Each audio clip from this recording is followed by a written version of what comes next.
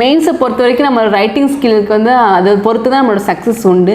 என்ன pen choose பண்ணுறோம், எப்படி எழுதுகிறோம் அப்படின்றத உண்டு. இப்போ உங்களுக்கு பார்த்தீங்கன்னா அப்படியே பெருசாக நைட்டு வந்து மெயின்ஸ் எழுதினப்போலாம் டெய்லி நைட்டு மூவ் அப்ளை பண்ணிடுவேன். அவ்வளோ வலிக்கும். இந்த ஃபிங்கர்ஸ்லாம் லிஃப்டே பண்ண முடியாது.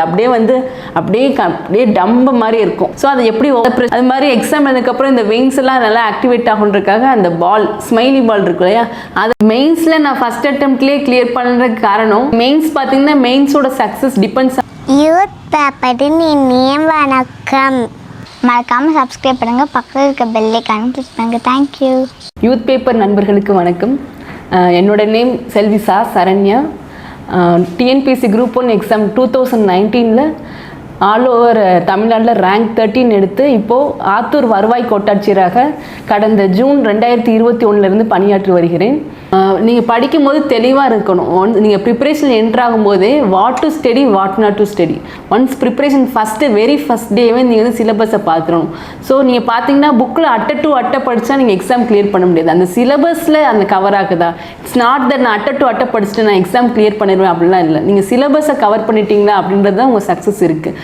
பார்த்தீங்கன்னா what to study what not to study. What not to ஸ்டடியை வந்து நீங்கள் தெளிவாக இருந்தீங்கனாலே கண்டிப்பாக நீங்கள் எக்ஸாம் கிளியர். மெயின்ஸை பொறுத்த வரைக்கும் நம்ம ரைட்டிங் ஸ்கில்லுக்கு வந்து அதை பொறுத்து தான் நம்மளோட சக்ஸஸ் உண்டு.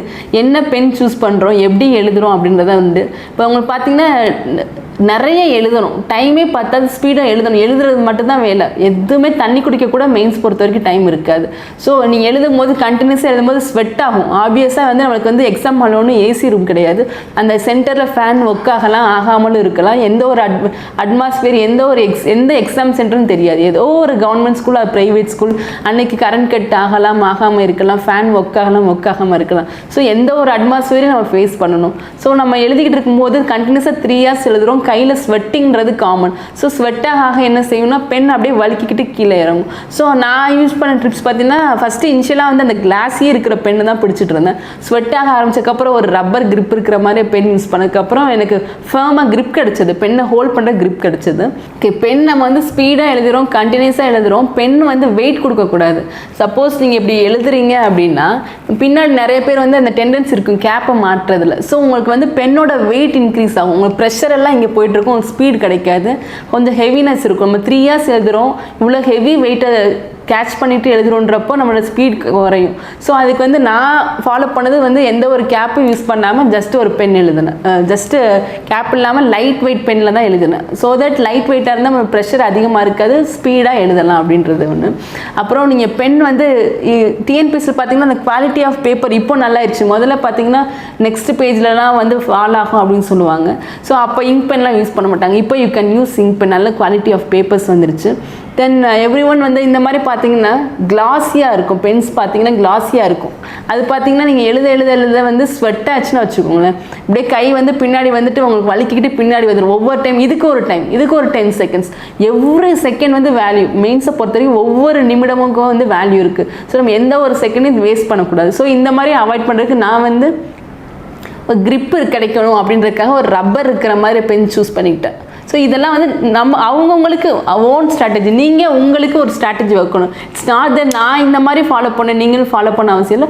உங்களுக்கு நீங்கள் ப்ராக்டிஸ் பண்ணுங்கள். என்னென்ன டிஃபிகல்ட்டிலாம் ஃபேஸ் பண்ணுறீங்க, ஸ்வெட் ஆகுதா, தண்ணி தவிக்குதா, என்ன ஃபெசிலிட்டி, என்ன மாதிரிலாம் பிரச்சனை ஆகுது. 3 hours கண்டினியூஸாக எழுதுறீங்க, உங்களுக்கு என்னென்னலாம் டிஃபிகல்ட்டி வருதுன்னு நீங்கள் தான் யோசிக்கணும். கண்டினியூஸாக 3 hours நீங்கள் ரிப்பீட்டடாக எழுதிக்கிட்டே இருக்கணும். ஒரு டெஸ்ட் இல்லை, 3 டெஸ்ட் இல்லை, எழுதிக்கிட்டே இருக்கணும். டெய்லி ஒவ்வொரு டெஸ்ட்டில் இருந்தால் ஒவ்வொரு டெஸ்ட்லேயும் ஒவ்வொரு டிஃபிகல்ட்டிஸ். எனக்கு வந்து எழுதுகிறேன், எனக்கு மூட்டு வலிக்குது, ஃபஸ்ட் டே வந்து எனக்கு கை வலிக்குது, இந்த மூட்டு வலிக்குது, வெயின்ஸ்லாம் எனக்குலாம் பார்த்தீங்கன்னா வெயின்ஸ்லாம் நைட்டு வந்துட்டுனா வீங்கிரும், அப்படியே பெருசாக நைட்டு வந்து மெயின்ஸ் எழுதினப்போலாம் டெய்லி நைட்டு மூவ் அப்ளை பண்ணிடுவேன். அவ்வளோ வலிக்கும். இந்த ஃபிங்கர்ஸ்லாம் லிஃப்டே பண்ண முடியாது. அப்படியே டம்ப மாதிரி இருக்கும். ஸோ அப்போல்லாம் வந்து இது வந்து எல்லாருக்கும் இருக்கும்லாம் சொல்ல முடியாது, பட் சிலருக்கு இருக்கும். ஸோ அதை எப்படி ஓவர் ரைட் பண்ணுறீங்க அப்படின்னு தான்.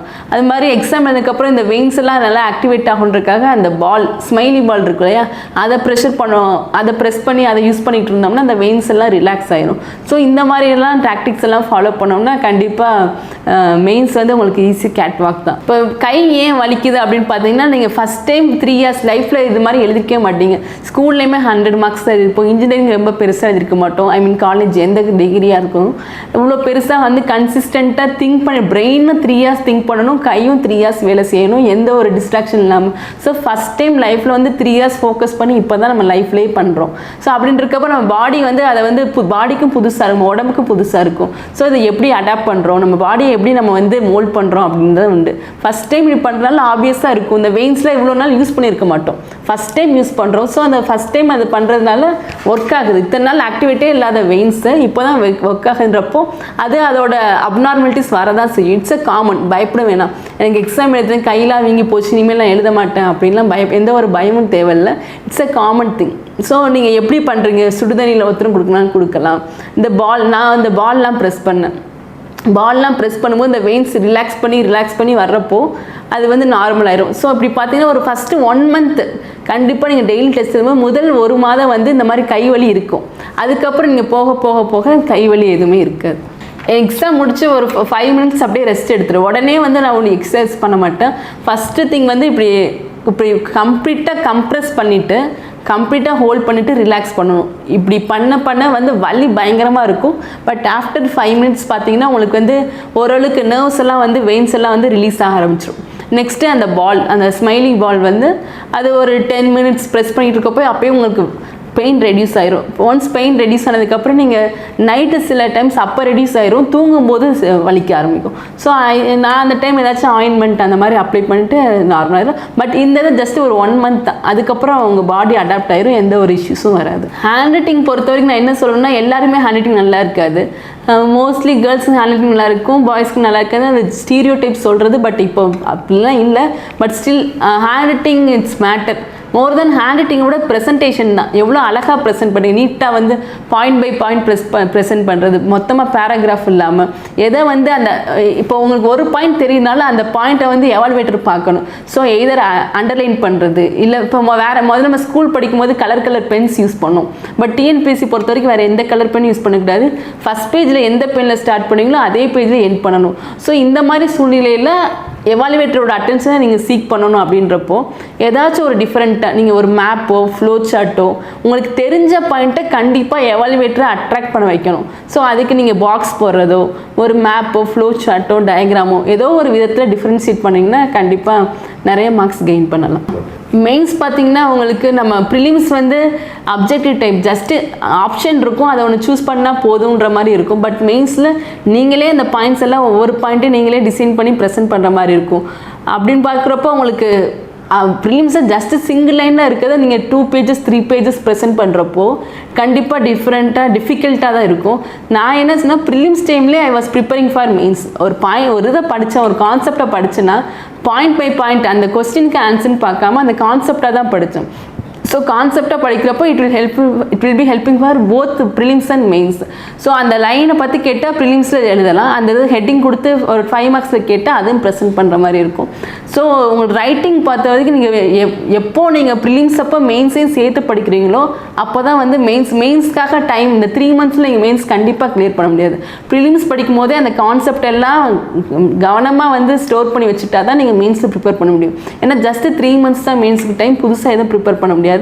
ரைட்டிங் தான். அதான் அந்த பாயிண்ட்ஸ் நான் சொன்ன மாதிரி கொஸ்டினை ரீட் பண்ணுறீங்க, கொஸ்டின் என்ன இருக்குன்றது ஃபஸ்ட்டு கொஸ்டினை அண்டர்ஸ்டாண்ட் பண்ணிக்கணும். ஏன்னா அங்கே நாட் இருக்கும், நாட் இருக்காது. கொஸ்டினில் நாட் இருக்கா நாட் இல்லையான்றது ஃபஸ்ட்டு பார்க்கணும். நம்ம அவசரத்தை அந்த நாட் பார்க்க மாட்டோம். இந்த மாதிரி எக்ஸ்பீரியன்ஸ் ப்ரிலிம்ஸ் ஸ்டேட்மெண்ட்டை இருக்கும்.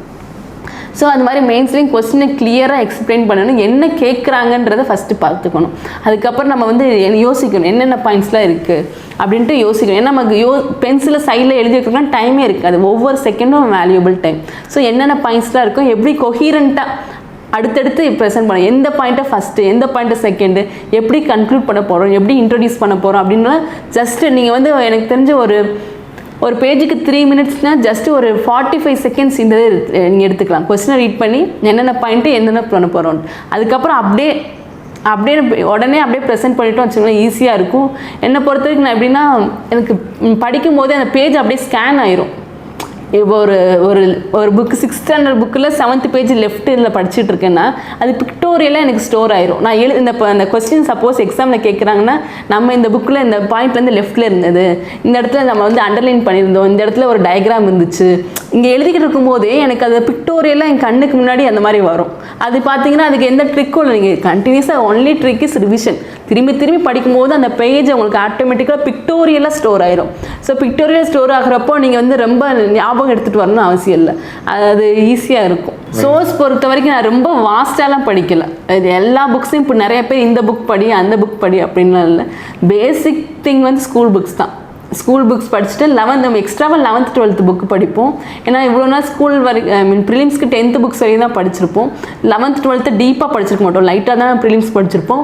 டீப்பாக 11th 12th படிச்சுட்டு இருந்தேன். எக்ஸ்ட்ராவாக போஸ்ட் இண்டிபெண்டன்ட் மூவ்மெண்ட்னு ஒரு எக்ஸ்ட்ரா படித்தேன்.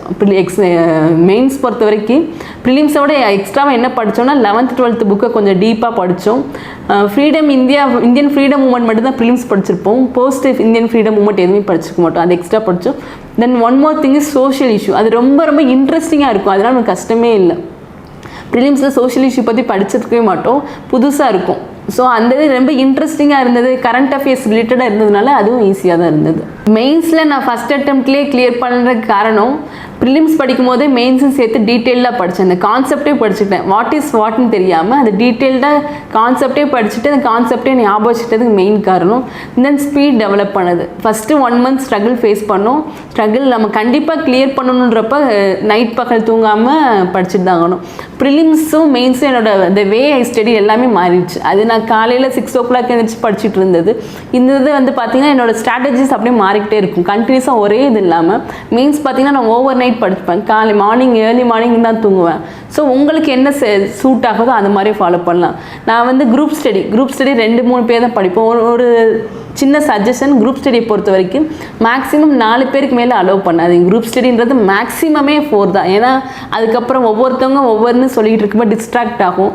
ஸோ குரூப் ஸ்டடி இருக்கப்போ உங்கள் வேலேருந்து சூஸ் பண்ணுற மாதிரி அந்த செட் ஆஃப் ஃப்ரெண்ட்ஸ் சூஸ் பண்ணிக்கணும். எல்லாருமே குரூப் ஸ்டடி அப்படின்னு பண்ணாமல் உங்கள் வேலேருந்து உங்கள் தாட் ப்ராசஸில் இருக்கிற ஃப்ரெண்ட்ஸை குரூப் ஸ்டடிக்கு சூஸ் பண்ணிங்கன்னா நீங்கள் சக்ஸஸ்ஃபுல்லாக இருக்கலாம். மெயின்ஸை பொறுத்த வரைக்கும் சிலபஸை தயவு செய்து டீட்டெயிலாக பாருங்கள். சிலபஸில் நிறைய பாயிண்ட் எடுத்துரும். ப்ரிலிம்ஸை கம்பேர் பண்ணுறப்ப மெயின் சிலபஸ் ரொம்பவே கம்மி. நீங்கள் சிலபஸை பார்த்துட்டு எதெல்லாம் இல்லைன்றதை கண்டிப்பாக நோட் பண்ணி வச்சுக்கணும். அதுதான் main thing. Very first thing வந்து சிலபஸ் என்ன அப்படின்றத மட்டும் பார்த்துக்கோங்க. டீட்டெயில்டாக ரொம்ப பார்த்தீங்கன்னா இன்டர்நேஷ்னல் திங்லாம் சிலது கேட்பாங்க. அது ஏதோ 1-2 கொஸ்டின் மட்டும் இன்டர்நேஷ்னல் திங் கேட்பாங்க. அதுக்காக கம்ப்ளீட்டாக வந்து டைம் அதிலலாம் வேஸ்ட் பண்ண வேண்டாம். ஃபோக்கஸ்டாக இருங்க.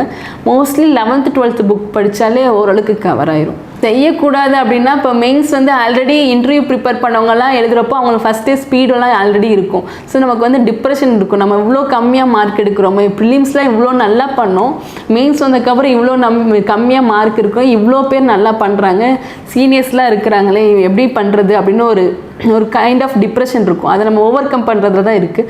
ஓகே, நம்ம நியூ தான், நம்ம எப்படி இதை வந்து ஸ்ட்ரகிளை ஃபேஸ் பண்ண போகிறோம், இவங்களாம் நம்மளை காம்படிட்டர்ஸ், அதை நான் அக்செப்ட் பண்ணுறேன், இவங்களை நான் எப்படி ஃபேஸ் பண்ண போகிறேன், இவங்கள விட நான் எப்படி பெட்டராக பண்ண போகிறேன் அப்படின்றதுல தான் இருக்குது. ஸோ இனிஷியலாக எல்லாருக்குமே வந்து ஸ்டார்டிங் வந்து ஸ்மூத்தாக இருக்காது இல்லையா. எல்லாருமே ஸ்டார்டிங்கில் கொஞ்சம் ஸ்ட்ரகிள் ஃபேஸ் பண்ணி அதை அக்செப்ட் பண்ணிக்கணும். அந்த ஸ்ட்ரகிளை ஃபேஸ் பண்ணுறதுக்கு ஒரு கான்ஃபிடென்ஸ் வேணும். என்னை பொறுத்த வரைக்கும் patience, dedication, consistency and self confidence, இந்த 4 தான் சீக்ரெட் ஆஃப் சக்ஸஸ். நான் பிலீவ் பண்ணுறது. என்னோட சக்ஸஸுக்கு காரணம் பேஷன்ஸ். என்ன தான் ரிசல்ட் வர்றதுக்கு 1.5 இயர்ஸ்க்கு மேலே ஆனாலுமே பேஷன்ஸாக ஓகே எனக்கு கிடைக்கும், நான் வெயிட் பண்ணுறேன் அப்படின்றது. கன்சிஸ்டன்சி, ஸ்கூலிங் முடிச்சதுக்கப்புறம் கன்சிஸ்டண்ட்டாக காலேஜ்லேயும் யூபிஎஸ்சி ப்ரிப்பேர் பண்ணி அதுக்கப்புறமா எனக்கு கன்சிஸ்டண்ட்டாக படிச்சுட்டு இருந்தேன். ப்ரிலிம்ஸ் முடிச்சு அதுக்கப்புறமா ஹாலிடேஸ் எதுவுமே போகலை, வீட்டுக்கு போகலை. நான் இன்ஸ்டியூட் ப்ரிப்பேர் பண்ணுறப்போ வீட்டுக்கு போனது ஜஸ்ட்டு தீபாவளி பொங்கல் 2 டைம் தான் நான் வீட்டுக்கே போனேன். அது வரைக்கும் நான் வீட்டுக்கு கூட போகலை. இட்ஸ் நாட் தட் நான் அப்படி போனேன் நீங்கள் அப்படி போகக்கூடாது அப்படி இல்லை. ஜஸ்ட் நான் என்னோடய எக்ஸ்பீரியன்ஸ் ஷேர் பண்ணிக்கிறேன். 2 தடவை தான் வீட்டுக்கு போயிருந்தேன். தென் டெடிகேஷன், கண்டிப்பாக டெடிகேஷன் இல்லாமல் யூ கான்ட் சக்ஸஸ். நம்ம ஃபேமிலி, ஃப்ரெண்ட்ஸ், ஃபேமிலி எல்லாத்தையுமே காலேஜ் லைஃப், இன்ஜினியரிங் லைஃப் ரொம்ப ஜாலியாக போகும். எல்லா ஃப்ரெண்ட்ஸையும் சாக்ரிஃபைஸ் பண்ணி நம்ம டெடிக்கேட்டடாக வந்து படித்தா மட்டும்தான் சக்ஸஸ் பண்ண முடியும். தென் செல்ஃப் கான்ஃபிடென்ஸ், உங்கள் மேலே நம்பிக்கை இருக்கணும். ஆமாம் நான் எக்ஸாம் கிளியர் பண்ணிடுவேன்ற ஒரு நம்பிக்கை இருந்துச்சுன்னா கண்டிப்பாக சக்ஸஸ் ஆகலாம். மெயின்ஸ் பார்த்தீங்கன்னா மெயின்ஸோட success depends on your writing skill, the way you present, என்ன கண்டென்ட் கொடுக்குறீங்க, எப்படி ப்ரெசென்ட் பண்ணுறீங்க. டிஎன்பிஎஸ்சியில் பார்த்தீங்கன்னா ப்ரெசன்டேஷன் கண்டிப்பாக மார்க் உண்டு. ஏன்னா வந்து அவ்வளோ லட்சக்கணக்கான பீப்புள் எழுதுகிறாங்க.